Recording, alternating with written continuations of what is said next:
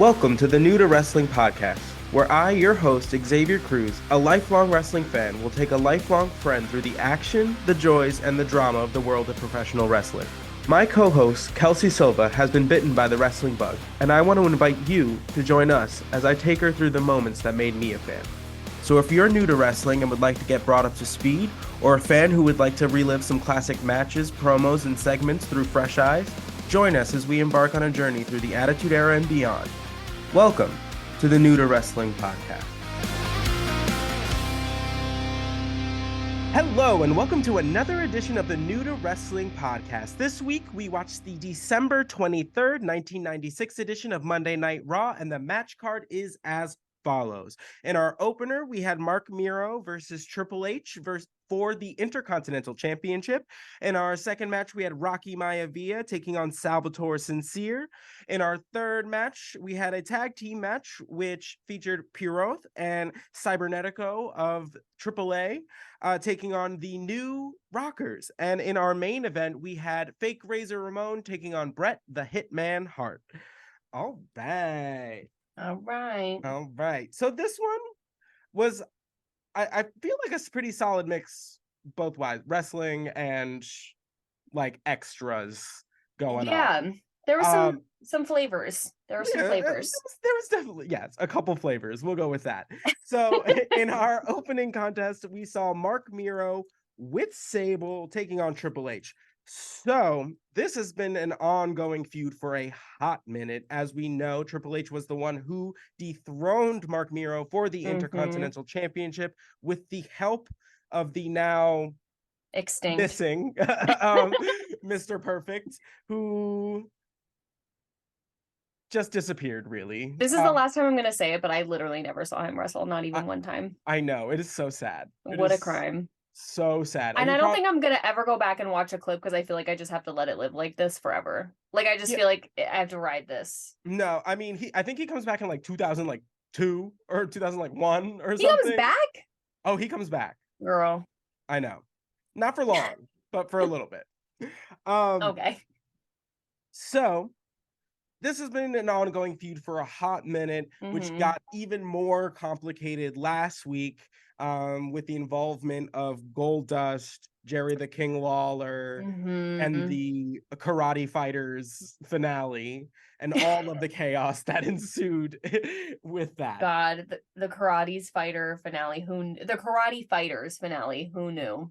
Who was going to bring such tea? Like, and we were the whole time, all those weeks, we were like, God, what is this? This is so random. Who knew it would be the nuke in the middle of the ring? Amen. So we would be remiss if we did not mention Sable's fit today. Go ahead. Wow. Go ahead, girl. So she's clearly into jumpsuits recently. But she wore another shiny pleather jumpsuit. I'm assuming it's pleather, like, or some sort of something. I have no idea. It's 1996. It could very well be just straight up leather. Yeah. Well, yeah. Okay. Well, material unknown. Either way, sorry, PETA, but material unknown. They're not listening to this. Yes, it's fine. But the front, I mean, obviously stunning. She did another kind of choker moment, but not quite as dramatic as Karate Fighters. But I was like, oh, it's beautiful. Love it. Hair all the way up, like some jaunty, like curls, whatever. And then she turned around.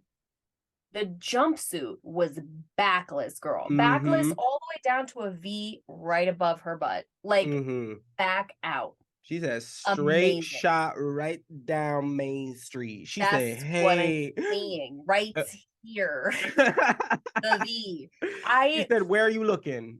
Right here. Right here. And it felt like you were shot because she was like just walking and then she suddenly just like whipped around. You were like, oh God. Oh my God, her back. It's beautiful. Amazing. Jesus. Incredible. Amazing. I never get tired of talking about how amazing she is. So no, because anyway, we've said this before and we'll say it again. We're here for Sable. Marc Mero is just here. Yeah, it's so true. It's just like, because he's phenomenal. He's a phenomenal wrestler. It's not even, it has nothing to do with his ability. We just love Sable that much more. So true. She is all the personality, and somehow he has such a big personality, and still she is like the one that I'm just like, wow. I'm Right. just looking Just at her. absolutely enthralled with. And again, like you said, he's very talented, but that girl had no back on her jumpsuit. What would you have me do? Right. Where would you like my eyes to go? Swear to God, I'm just a girl. So because of Triple H's hijinks in the last couple defenses of the Intercontinental Championship, there was a stipulation added to this match that if he is disqualified or counted out, he will lose the Intercontinental Championship, which effectively makes the championship advantage a moot point. So, yeah, love to right. see it. Honestly, Love to see it because he can't skirt his way out of this one.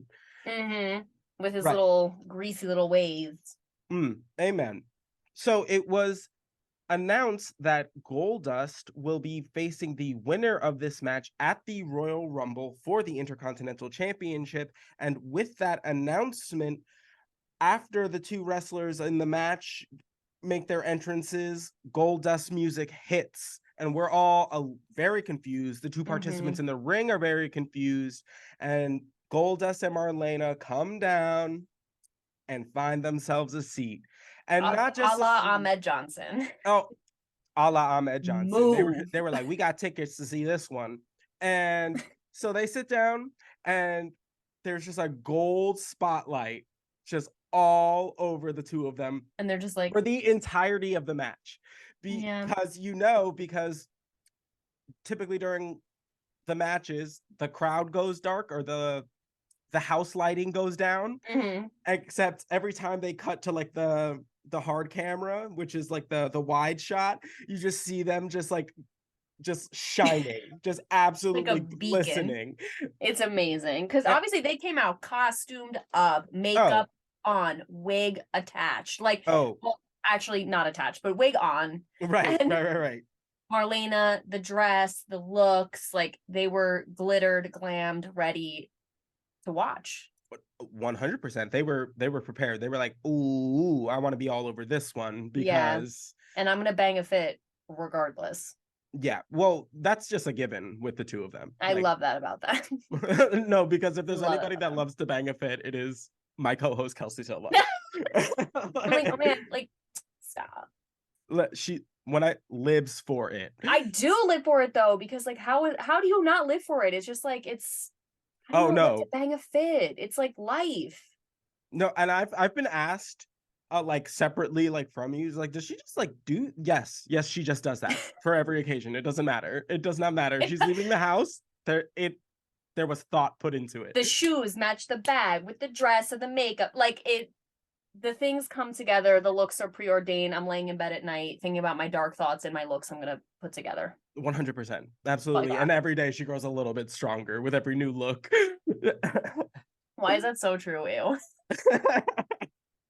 So this match was very back and forth between the two of them. We do have a hilarious moment where Marc Mero drops Triple H and then proceeds to just turn his attention to Jerry the King Lawler. And so good. So much so to the point where he chases him like behind the announce desk, is like getting caught up in like camera wires and like mic wires, and then proceeds to chase him out of the arena.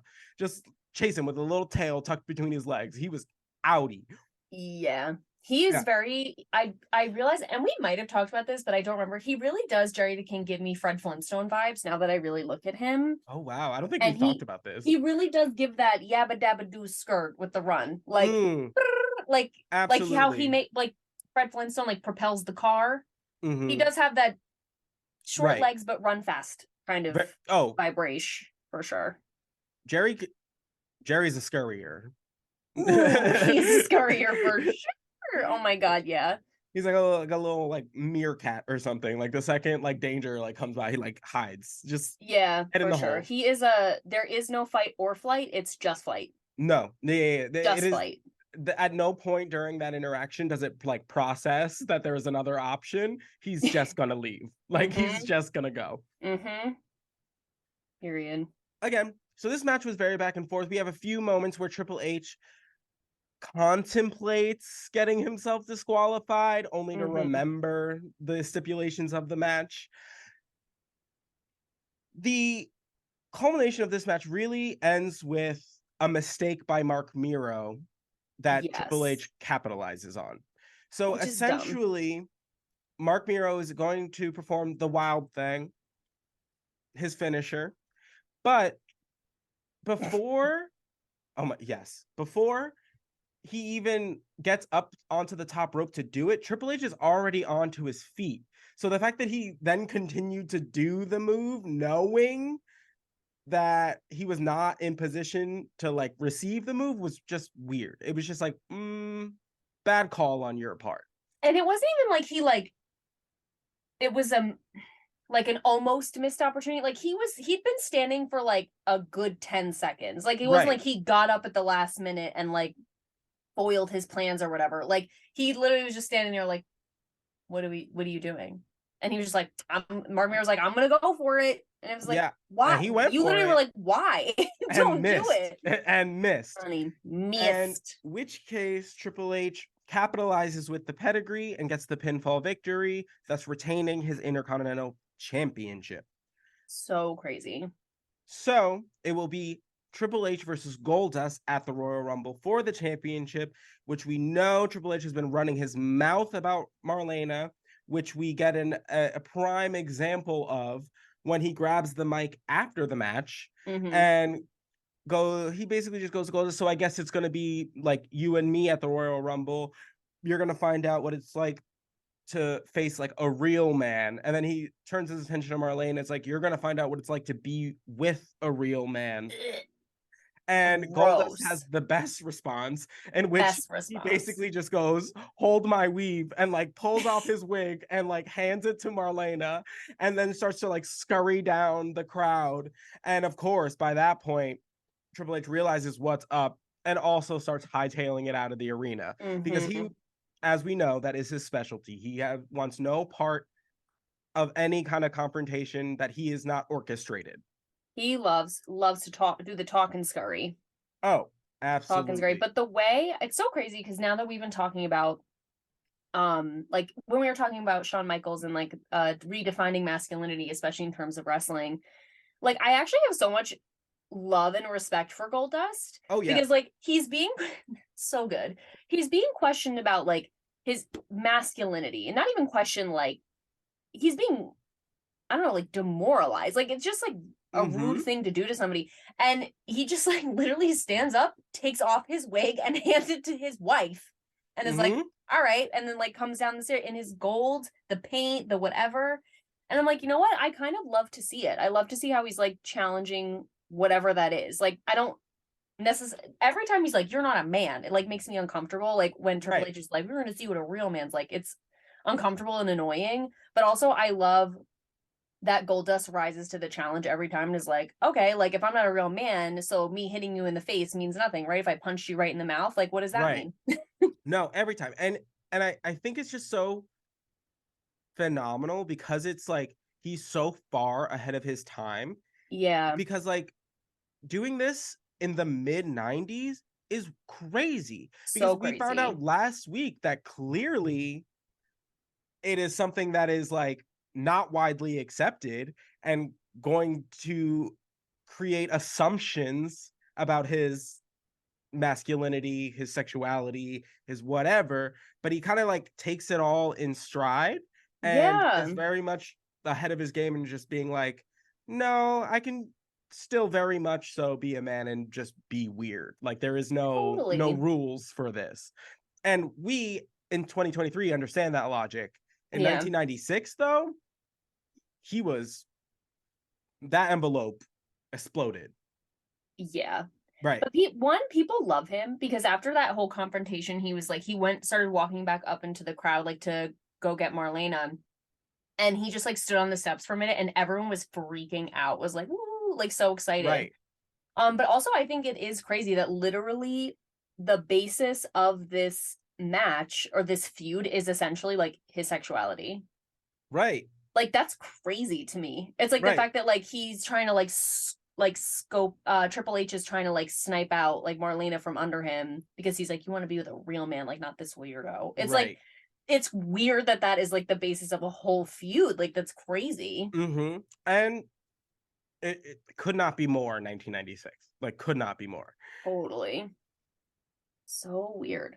Can't wait to see them fight. And I hate to see Marc Mero lose again. They literally had to escort him out with like 5 referees because he was so upset. Oh, he was fuming. And off of his own mistake. Like, why? So frustrating. Like, at this Get to point, the I'm back just of the like, line, baby. swear to God. But like, I also really want to see Triple H and Goldust fight. So. Oh yeah. Oh yeah. So Sorry, I'm Mark. excited for that one. After that, they show us a replay from the main event last week, which was Billy and Bart Girl. Gunn, which ended tragically short. The way I did not want to see that replayed as many times as they replayed it from every single angle.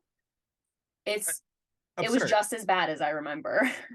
And they go on to tell us that he has like temporary like paralysis, essentially. So like he apparently has no use of his lower extremities.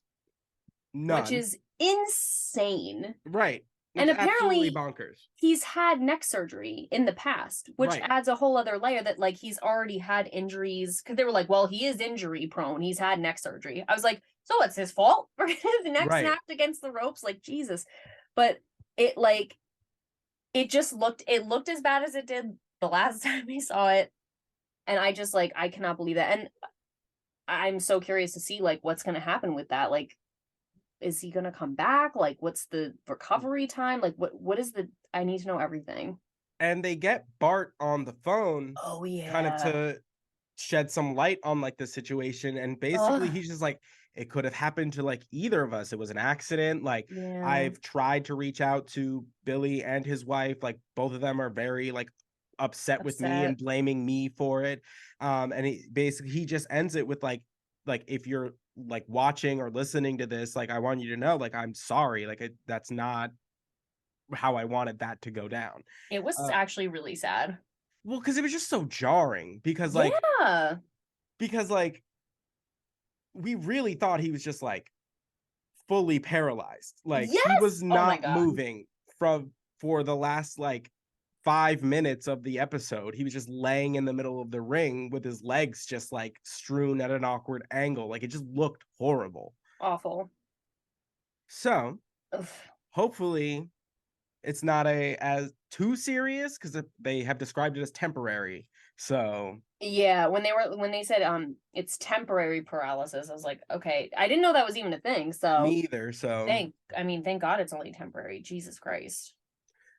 So we transition out of that kind of replay onto their former manager, Sunny, who comes out looking she's dressed for Christmas, and she's fine. only the way that Sunny can dress for Christmas. Yeah. Velvet red dress, white go-go boots, little Santa hat. Yeah. She's a little underwhelmed, I'm not gonna lie. Yeah.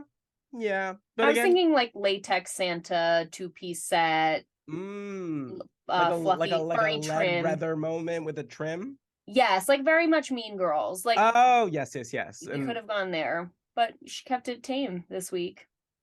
So she will be joining us on commentary for this next match because, as we know, she has been trying to recruit Rocky Maivia. I don't know how actively she's recruiting. Really, she's just been on commentary, just kind of lusting after him. Yeah, is what is probably a more apt description for what it is. Yeah, because it's uncomfortable for everybody. It's gross. But before the match begins, we do get a cut to the WWF carolers who hit us with a new tune. You thought we'd seen the last of the WWF carolers? I thought we had seen the last of them. Think again. No, they said if we are gonna hire this choir, we are getting our money's worth. At least 2. This time they hit us with a little tune to the tune of Santa Claus is Coming to Town, but it was once again all about Psycho Sid. So the way Xavier puffed off while this was going on is crazy. Like I was watching it and then I looked down and Xavier was like I was living for it because I was not expecting it and I was like, Yes. It was a delight. It was an unexpected delight, for sure. So this next match is Rocky Maivia taking on Salvatore Sincere at the request of Salvatore Sincere, who has apparently not been able to get a win over Rocky Maivia, and so he has once again trying to take a stab at it. And he's apparently being managed by Cornette, which is very new. That wasn't definitely new, because he definitely wasn't. Right. That is correct. Which I'm just saying, Salvatore, you were undefeated at one point, and now you're being managed by Cornette, and now you can't win. Right. So I'm just wondering if the one and the one is equaling 2, or we're doing different math. Like, that's fine. So what's happening here? Uh-huh. So Sunny is basically just panting over Rocky the entire time. Like, and she's like looping Vince into it, which is just like uncomfortable for all parties. Even more gross. Because like I don't really need to hear like the on-air flirting between like a 25-year-old and like a 40-year-old man. Like I just don't need to hear it. I don't care. And he's married. Very much so married. Yeah, and even at one point Xavier was like, Vince got that wedding ring on your finger's looking extra shiny right now, buddy, because he was just saying some really icky stuff. He was a little too smitten with Sunny's advances. Let's just put it that way. They took the bit a little too far. Like right. it was like, okay, wait, now I feel it. Now I feel like I need to take a shower. Oh, absolutely. Because at one point she goes, it is my I am known to corrupt young men, and I was like, bleh. We were all like, what? Stop speaking. No more. We're like, no. And we're literally like, okay, I need to go back to church. I need to go to confessional. I need to say 3 Hail Marys just for being in the vicinity of whatever that sentence just was. I am known to corrupt young men. And then like JR, I guess, like gives her a look. And Vince, I didn't even hear what Vince said because Xavier and I were too busy going like, no, literally just fully gagging. We didn't even hear what he said. But she was like, no, like, that's not what I mean. Like, ew, perverts. I wouldn't say. And it's like, what? Then what do you mean? How innuendo. Like, get out of here. How could I have possibly interpreted the sentence, I am known to corrupt young men? Right. How would I possibly have misinterpreted that? Right. But okay. But sure. Carry on. Whatever floats to your boat. Whatever helps you sleep at night, girl. During this match, it was announced that next week we will see Goldust taking on Jerry the King Lawler, which seems a little bit random, but they were really both involved in that karate fighters kind of situation, and Goldust did lay hands on Jerry. So I guess that'll be fun to watch just for laughs. I also have a theory that we're going to see Jerry and Mero at the Rumble, so we're not quite ready to do that on TV. Oh, okay. So I think we're gonna just kind of be moving around these kind of 4 parts for the next couple weeks, like Goldust, Triple H, Mero, and Jerry the King. I do love when Marc Mero says Jerry, when he goes, you know what, Jerry? I know. It really does get me going. It's the disgust. It's the disgust. And he really lays it in on that J. Jerry. Oh, so good. So Rocky Maivia picks up the win with his shoulder breaker finisher, which is fine. It's probably because I know what moves he's going to incorporate into his move set that I'm like a little let down by it every time I see it. It just doesn't look like a finisher. Yeah, well, it's funny because even though I don't know what's coming, I was going to say I'm underwhelmed by his finisher. So I don't think it's just you, because I'm like, I literally had this thought while we were watching. I was like, why is it that? Why is it that? He is so talented. Like, he's so talented. He is so athletic. They were literally, and all they do is sing his praises. They literally, the kids in the front row were chanting, Rocky, Rocky. Right. Like, he is so amazing, athletic, but he's big. Like, he can be the big guy. He can be the high flyer. And then his finisher is a shoulder breaker. It's like kind of weird. Like, and I literally was like, that's kind of weird. I wonder when that's going to change, because it has to. There's no way that's the thing. So it just isn't. It doesn't. It looks like it should just be like a move in a sequence of moves. Like, it doesn't look like, it looks like it should, like, he should do that and then lead into some kind of like submission or just something else. Like, it just Something. doesn't look final. Yeah, and I guess, he's still newer, but like you need to move like sharpshooter, sweet chin music, Right. power bomb. Like they all have that the what is Marc Mero's the wild thing? The Wild thing. wild Like thing. Yeah. they're just like, and then it's just like shoulder breaker. It's like, Right. okay, tombstone. Like we need a little Bring spice, it up to a little yeah, zest, yeah, something. Like absolutely. for sure. So this is still early days for Rocky Maivia. Yeah. So he's going to steadily improve.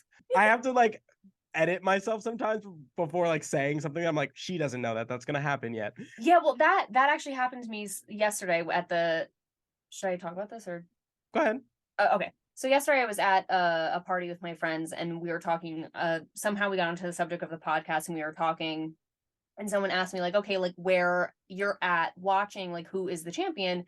And I was like, oh, Psycho Sid is the champion. And he's like, oh, he beat Shawn Michaels. Like you knew this guy like knew his WWF and he started talking about like other things. And I was like, wait, no. I was like, I'm so sorry. Like I have to stop you because I actually really don't want spoilers if I can help it.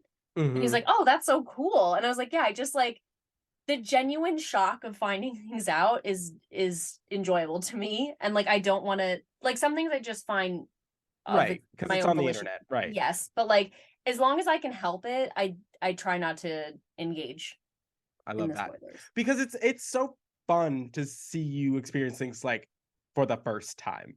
And like granted, I know like watching something that's like 30 years old is it's hard to avoid like a spoiler, Yeah. but because it's 30 years old, it's not like there's that many people discussing it on the everyday. Right. We're always talking about it, but Mhm. like we have at least got enough of a buffer that we can like hopefully protect you for long enough. Yeah, for sure. For sure.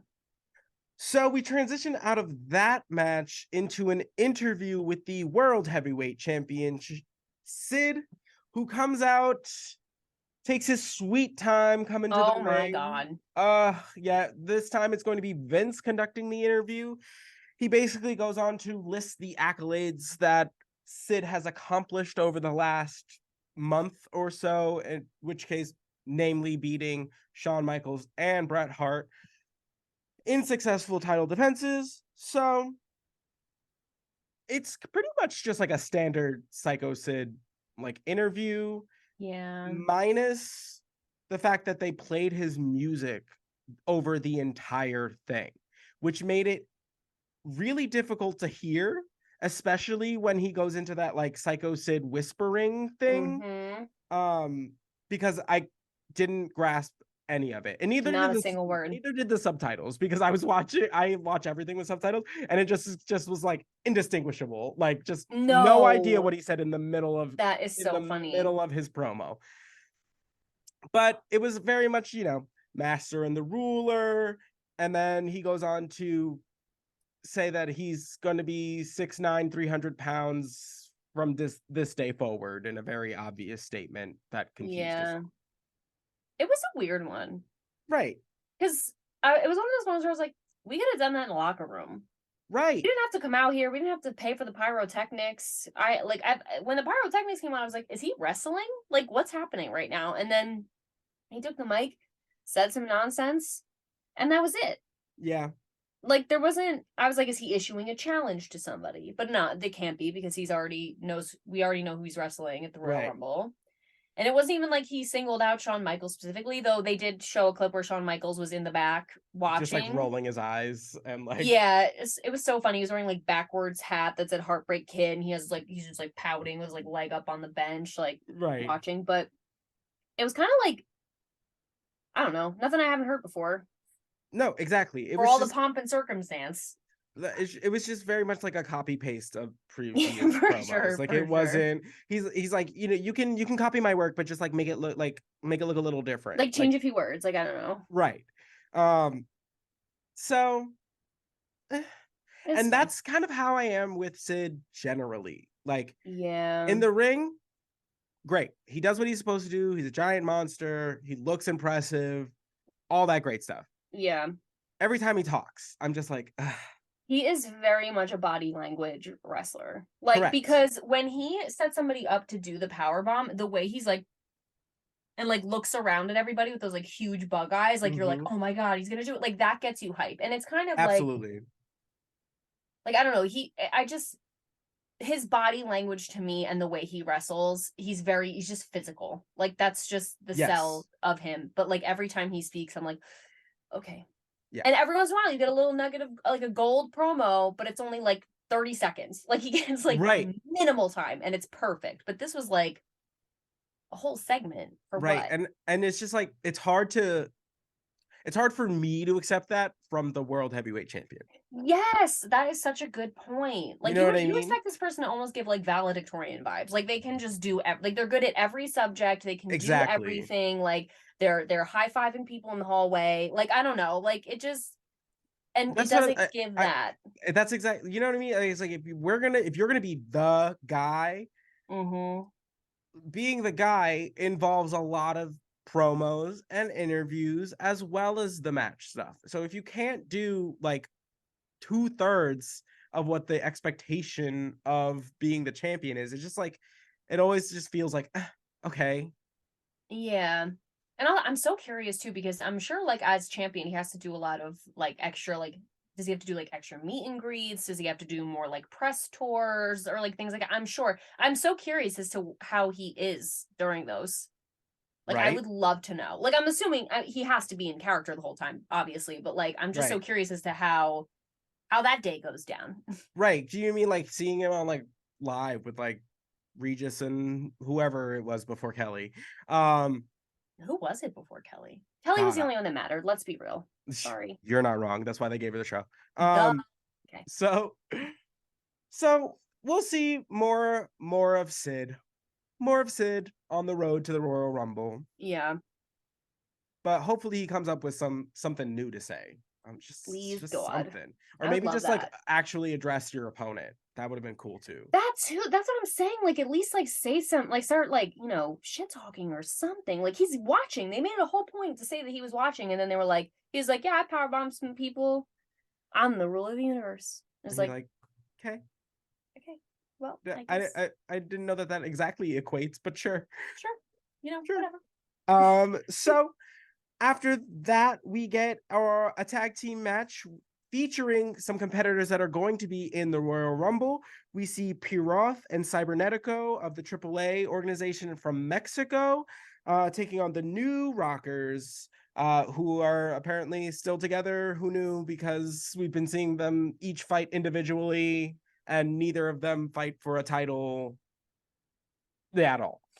No, they have been flying under the radar. Yes. As solo competitors. I don't know. It's been a weird time for them. Yeah. So this match features Mil Máscaras, which is like 1,000 masks is what it means in Spanish. On commentary, he is a huge wrestler in Mexico. He is famous not just like in Mexico, but because he has like he's really one of the first ones to have like graduate from there and like into the WWF. Wow. So he's just kind of really, really well known. And he joins the Spanish announce team. So we get a little bit of him on commentary. So cool. Right. Very cool. Very cool. And I think it's a great way to feature another organization that's going to be helping out the Royal Rumble. Because as we know right now, the WWF is very thin as far as like roster goes. They don't have a deep roster at this current state. So to pull off a match where they need 30 competitors, they're gonna have to kind of outsource, or at least at this time. Yeah. I mean, and this was, I think, the first Mexican masked wrestlers that I have seen since we've started. Yes. Like actually wrestling, which was awesome. And I think JR did a really good job of kind of explaining like Mexican wrestling kind of like in a nutshell. Basically he goes on to just explain like why the mask is important, why it's part of like their culture, and how really that is like the only place in the world where that is, the mask being such an important thing, is that's the only place where it's really like featured. Yeah. Because you, as like a luchador, like if you get like unmasks, it's like a disgrace. Like it is, and it is like a very big taboo to like go after somebody's mask. It's a very, it's just a highly respected thing in Mexico. When we were, I'll never forget when we watched an episode, like this was years ago, like the burgeoning the seeds of the podcast. I was like watching an episode with you, and I don't remember if it was a pay-per-view. I'm assuming it was, but there were ladders, there were things. I don't even know. But I remember it was a tag team match, and it was Mexican wrestlers. And I didn't know who they were. I know what was happening, but I remember. I know who. I'm sure he was Ray demasked. Phoenix and yes, probably and Pentagon. Yeah. And he was demasked. People were spitting. Like people got up and were like people were pissed. Right. Big pissed at this guy. Like the other guy on the other team came over and like ripped his mask off. This guy, and he was like freaking out. Like it was. Yeah, it's a very, very big deal. And yeah, which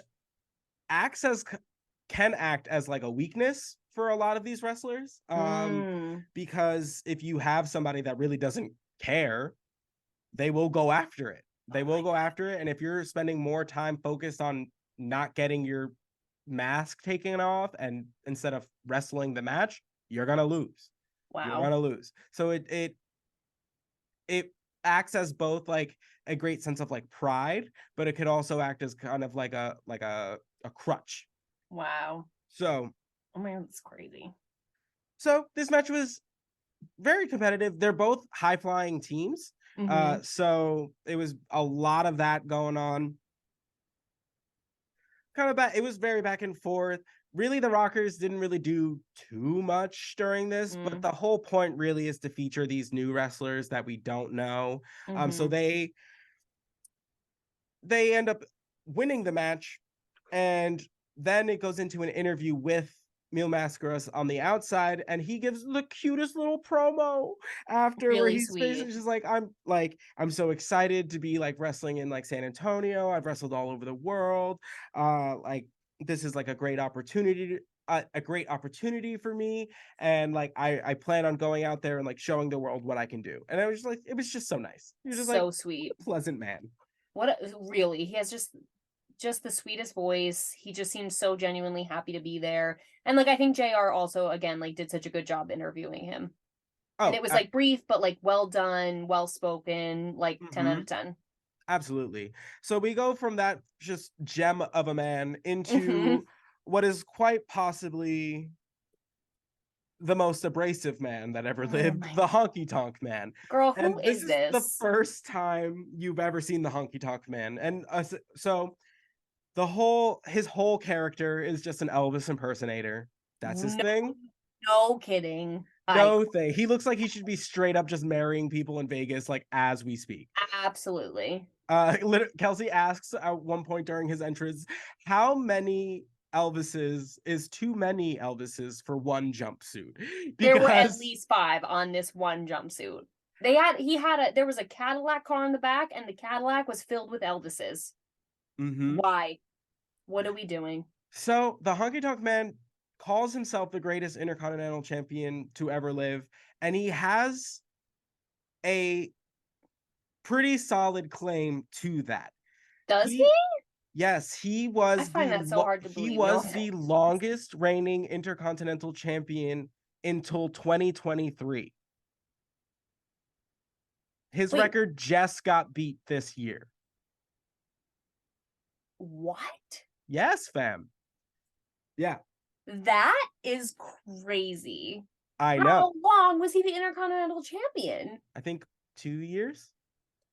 2 years? Yeah. Because right now, the Intercontinental Champion is Gunther, and he just passed it. Like, he just passed the Honky Tonk Man's record.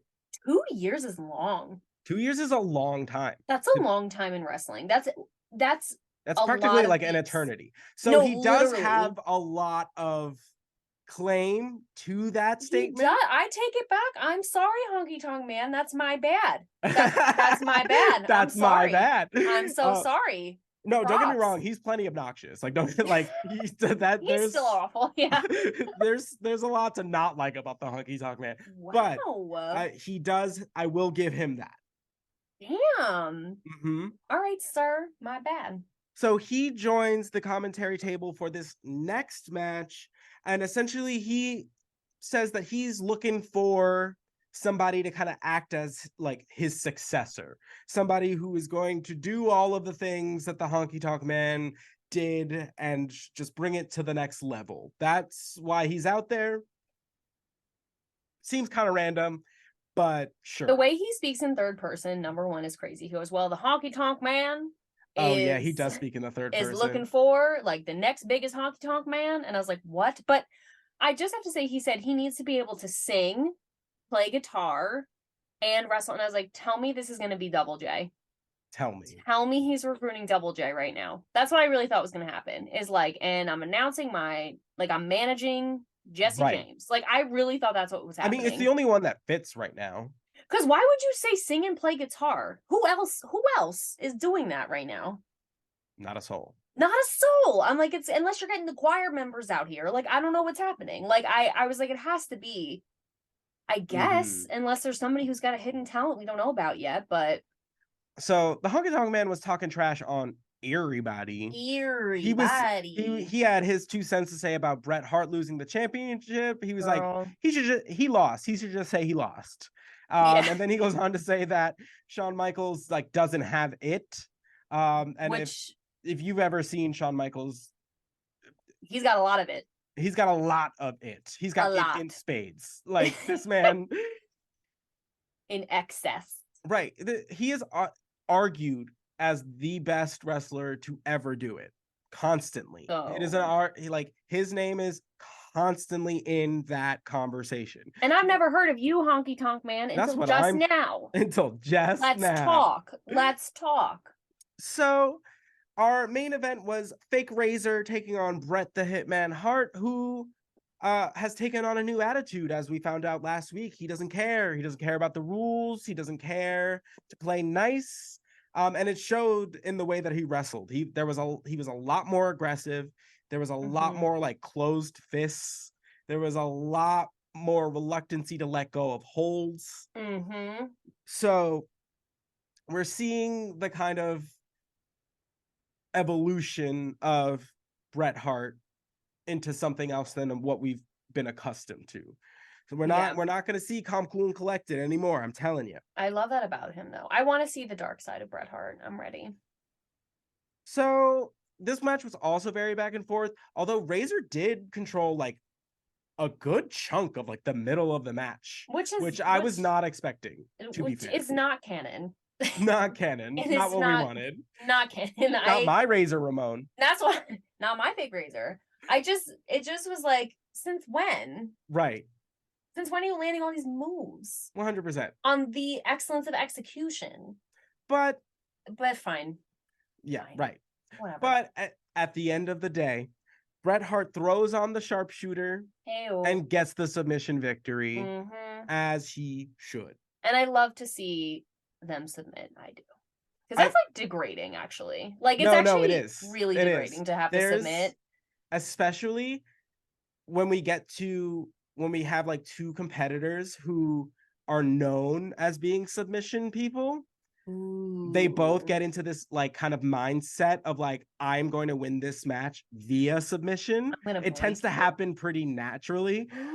Like, because they're both, that's normally their bread and butter. So like when you see somebody like I feel like we should have seen that kind of in when we saw Bret versus like Owen. Oh my God, we should have. I feel robbed now. Right. No, but robbed. It is something that tends to happen naturally with those kinds of like wrestlers, where it becomes like they want to go the extra mile and like make them like tap out. There is something about like making your opponent tap out that like gives you the extra like gives you the extra like bragging rights. You know what I mean? Yeah, when you tap out the tap out guy. Like, that's like the guy that normally When you make the puts submission the guys hurt on submit, people. Yeah. yeah, that's crazy. That's like Yeah, yeah. next level. Oh, that would have been so sick. I Okay, looking know. forward to that. I do have to say, this match, I'm shocked that there was like no interferences. The only interference we got was from Honky Tonk Man. Girl, Right. like the way Bret Hart is involved in so many people's beefs right now, and Mhm. not a soul popped out. I know. Nobody. I'm shocked. I was like, the only reason we talked about this last week. I was like, the only reason they're having this match is because somebody wants to get out there and ruin it. Like, that's I really thought that was gonna. No, we just had the Honky Tonk Man. Where was Stone Cold? Oh, where was Stone Cold during this episode? This whole episode, there were like, so many times he could have come out. And also, mind you, whether this man has had a match or not, he has been apparent in almost every segment of everything. He didn't have a match on the pay-per-view. He came out like 3 times. He didn't have a match on like the Raw before the pay-per-view. Like, what, he was in every segment. Like, the stunning lack of Steve Austin was very noticeable. Very noticeable, because I kept waiting for it. I was like, hello? And no? Okay. But that's the thing. Like, I feel like that's also like part of the fun of him, is just like, yeah, he'll do it when he wants to. I know. I But get it. I would have loved to see that continue. That would have been great. Anybody. So after that match, while Bret Hart is kind of doing his little celebratory thing in the ring, it cuts to Shawn Michaels backstage watching the match, and boy, is he just being so ridiculous. A bratty teenage boy. Oh, how was school today? Sure. Fine. They were like, so what is nothing? Honestly, like, I don't want to talk to you. I swear. Vince asks Shawn Michaels, oh, like, what do you make of Bret Hart's victory? He's like, what do I make of his victory? Like, what? Like, I didn't think that was gonna happen. Like, what would you like me to say? And he's just like, okay. He's like, and then he's like, oh, so we're getting closer to your match with Psycho Sid. Like, and Shawn's just like, yeah. And it's like, great. You know the schedule. 100%. And then at one point he's just like, at one point, Vince McMahon points out that Shawn Michaels is different than the other competitors, or like has a different mentality. And Shawn's just like, in all this experience that you have with me, you are just now putting that together. Boy, you are a genius, Vince. You are truly just one for the books. Which, by the way, the entire time his back was to like the camera. Like, what? Like, could not be bothered. Very astute observation, Vince. Like, he was just like it was so good. It was so good. The sarcasm. It was hilarious. I live for that man. And then so finally he like turns around at the end. He's like, well, I don't make excuses. Bret can't say that.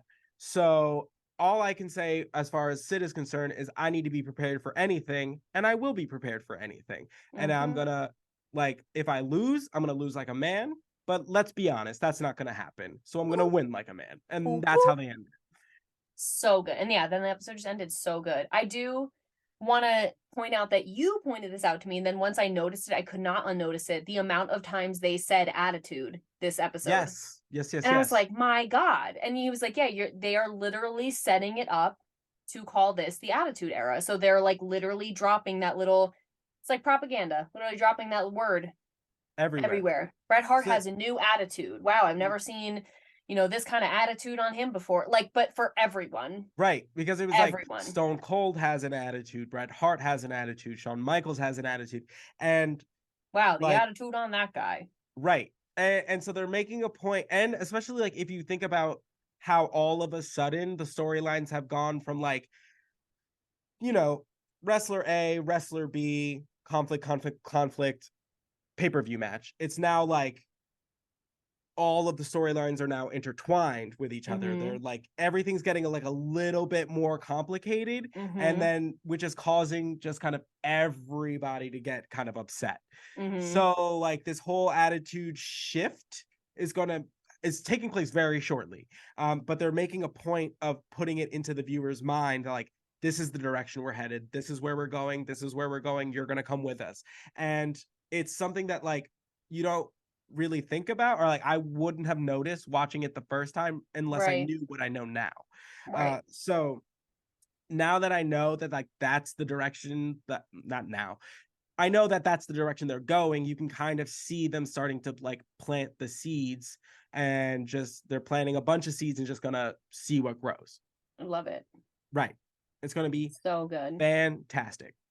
Wow. So exciting. Amen.